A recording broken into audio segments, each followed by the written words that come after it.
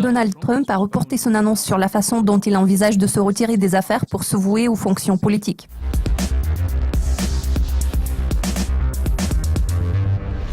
Le président élu des États-Unis avait prévu de tenir une conférence de presse très importante ce jeudi pour expliquer comment il allait concilier ses intérêts commerciaux avec la fonction présidentielle. Le futur président était censé décrire la façon dont il allait se mettre en retrait de son empire immobilier pour se concentrer sur sa carrière politique. En début de semaine, M. Trump a décidé de reporter la conférence à janvier 2017.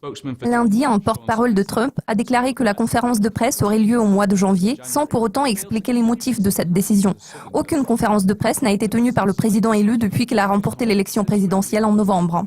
Après la victoire des Républicains, il a été annoncé que la Trump Organization allait changer de structure, cette démarche visant à transférer la gestion des entreprises de Trump à ses 3 enfants, Donald Trump, le fils aîné du président élu, Ivanka Trump et Eric Trump. Tous les 3 ont promis de ne pas informer leur père de l'état d'avancement des affaires, ce qui alimente le scepticisme. Restant fidèle à ses habitudes, le futur président des États-Unis s'est exprimé sur Twitter. Même si la loi ne m'oblige pas à le faire, je vais abandonner la gestion de mes entreprises avant le 20 janvier pour être en mesure de me concentrer complètement sur la présidence. 2 de mes enfants, Don et Eric, s'en occuperont. Aucun nouveau contrat ne sera établi durant mon mandat.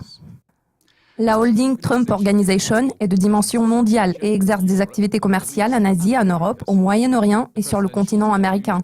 L'empire de Trump propose sur des hôtels et des terrains de golf, dont 2 se trouvent en Écosse, ainsi que sur de multiples biens immobiliers. Ces dernières semaines, M. Trump a commencé à préparer son entrée à la Maison-Blanche en procédant à plusieurs nominations au sein de son futur cabinet. C'est la nomination de Rex Tillerson, le patron du géant pétrolier ExxonMobil, au poste stratégique de secrétaire d'État, qui a attiré le plus d'attention. Cependant, le sénateur Bob Corker a également été mentionné comme candidat possible.